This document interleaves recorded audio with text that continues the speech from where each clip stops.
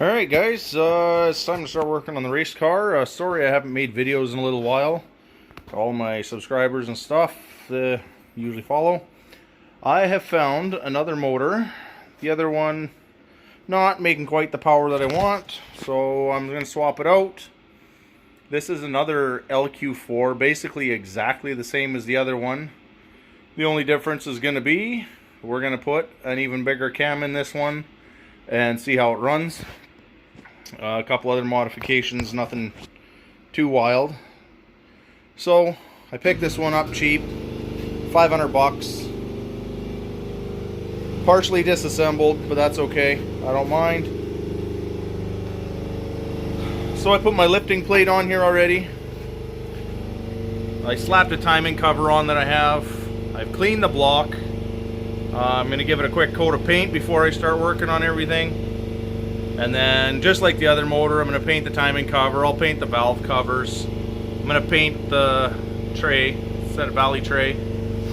And the oil pan as well. Obviously, going back in the race car. We're just going to swap this pan out for the one that's in there.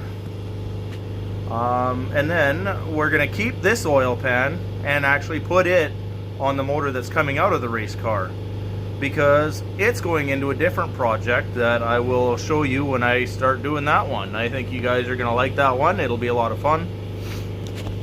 So, hopefully I can keep myself busy enough that I can create just videos for you guys to follow along and do stuff. So, we're going to do it again. Build another LQ4 6-liter to go drag racing with. The goal this year is to get very low 11s. I have touched 11.3 with the other motor. It was the perfect day. It seemed to really go. I want to see if we can beat that with this motor. So we should be able to. We just got to do it up, and you guys can follow along all the tips and tricks I've learned from the last couple I've done, and we'll go from there. Alright, so I'm going to throw some paint on this one, do some masking. That's boring stuff. I'll get back to you. Alright, so there we go. That is what we call the old rattle can rebuild. Good as new now. Might as well use it for racing. Got another surprise for you. Since my wife and kids have aptly named this thing, the race car, the Gold Digger, because I spend a lot of time with it rather than my family, and it kind of takes all our money, so they named it that, and it makes sense. So we're going to throw some gold on the car. It's going to be funny. I like it. It's good for a laugh. So here's some of the goodies we're going to install in this motor. We got a new cam. Fairly big. I'll show you the specs on that in a little bit. To go with it, single roller hex adjust timing kit from Comp. The camshafts from Comp. Everything's from Comp cams. And the dual valve spring kit recommended for that cam. If you're changing a cam, make sure you get the recommended valve springs for it. Otherwise, you can end up with valve float and all kinds of other issues. So we got this kit is nice. It comes with the locators, the lock, the retainers, little keepers, seals. Comes with everything you need to change those springs, except for the tools to do it, and you.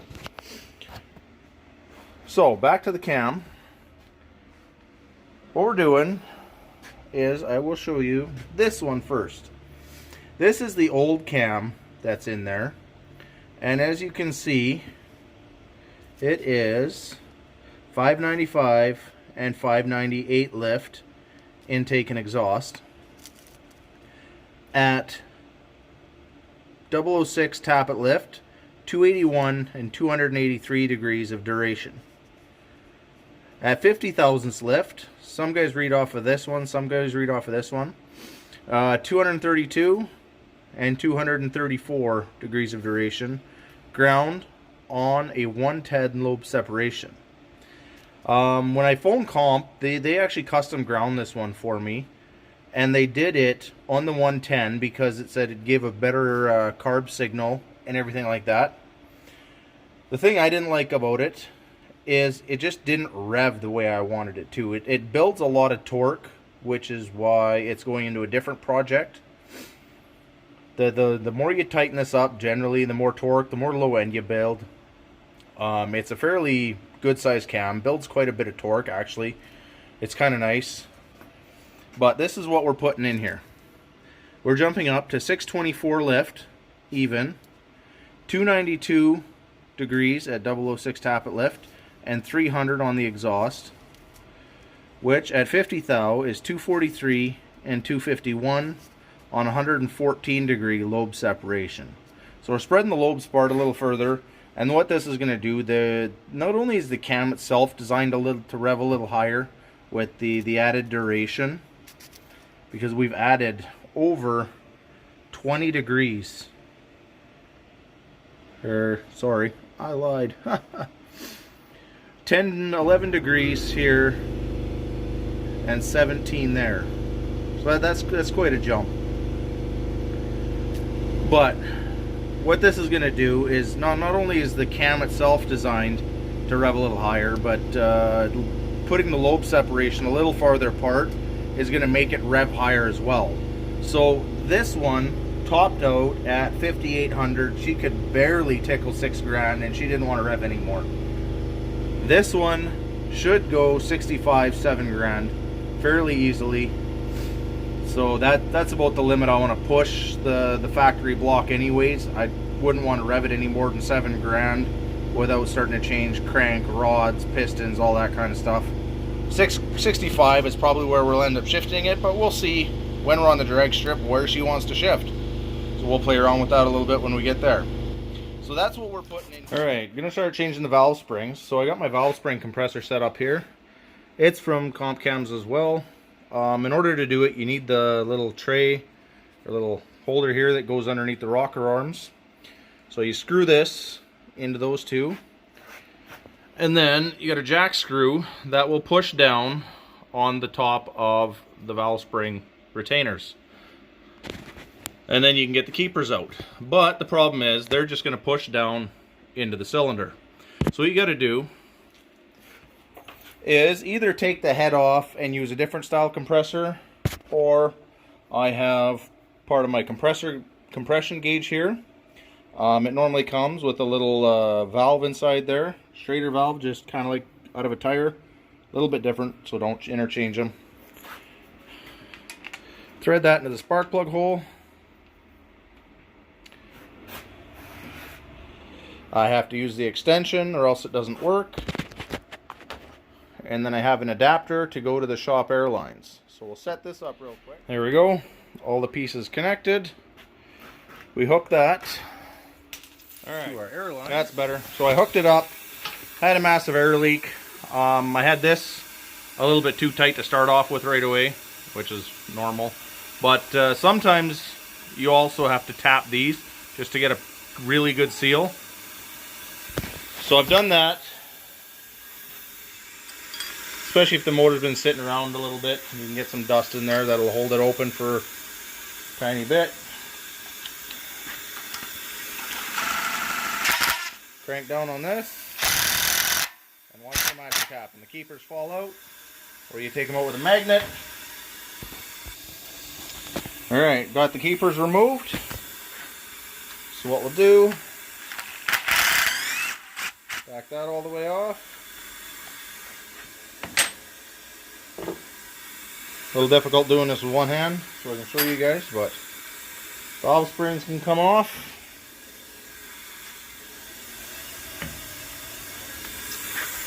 And then these seals and locators come off as well, and we start replacing them with the new stuff. Alright, so this is what came out. This is what's going to go back in. So these came out, just a little tug with some pliers. They came out pretty easy. We'll have to throw them in there too. Okay, so this is what we do. We're going to clean this up with a little bit of brake clean before we do it. But that piece goes in first. Then the seals will slide down. Then the spring, the retainers, and the keepers. So we're going to do that in that order. I'm going to do a little bit of cleaning up here because just to make sure. Okay. So, when you're doing these, a little dab of assembly lube or oil on them when you slide them on. And then you're going to have to use a socket, put it on top of there. Hopefully one that just catches this lip, because you don't want to destroy the spring or the seal here. And you got to tap them down into place. It'll go lots better once everything's lubricated. Just keep that in mind. And yeah, you don't want to tear those or anything, otherwise your motor's going to use a lot of oil. Alright, so there. Now we can slide these nice dual valve springs into place. Holds on there nicely. That bad boy goes on there. And then we got to compress it all and put the keepers in. And I'm not going to do that on camera because I'm going to need 2 hands to get everything all lined up. Little note, this is 2-way. When you're dealing with the factory ones, it sits just perfectly like that. When you're dealing with aftermarket ones, you need to use this, and those spread bars will hold it like that. And it works a lot better. Flip it upside down, it has a dimple on that side and a big locator piece on that side. So sometimes I've even had to loosen these off a little bit to slide this in there and get everything started, and then tighten these down, and then tighten the jack screw down. So a couple tricks for you. So there you go. I got a whole pile of them to do, so I will catch up with you guys when I'm done all that. Alright, so I got those 2 installed. It takes a little bit of playing to get fairly even marks along the side, the keepers, to even spaced. And the next trick you do, to make sure those are seated, you take just a small hammer, you just give them a few smacks. It's making all that big banging because of the air that's popping out of the exhaust in the intake. You can see that one, it actually ripped the duct tape pretty good. But that's okay. And that just helps you make sure they're seated. I like to do it with the air in there because then it's going to slam everything and shock it a little bit more. Alright, 8 more cylinders to go. Alright, so we got all 16 of those changed. Looking pretty good. They'll do fairly well for that cam. And we've been doing a little more painting. So with the valley cover painted, it's drying there right now. The valve covers, you already seen that. And the timing cover just got sprayed, so it needs one more coat before it's done. We're going to let it firm up a little bit before we spray her again. Then it should be nice and even. But yeah, that's all we're going to do for tonight.